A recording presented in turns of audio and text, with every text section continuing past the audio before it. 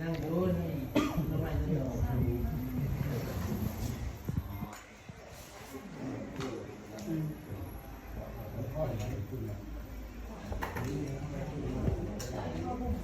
ชงไปเขาก่อนนะชงไปเขา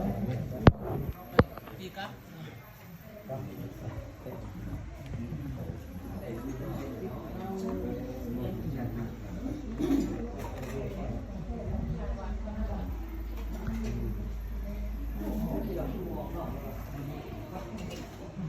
เอาเต้มาให้ซังกะลี่หน่อยเรื่องผัก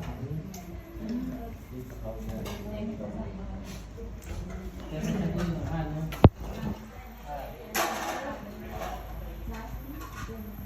เต้ให้ซังกะลี่เรื่องผ้าหนึ่งเต้ผ้าอย่างนี้ได้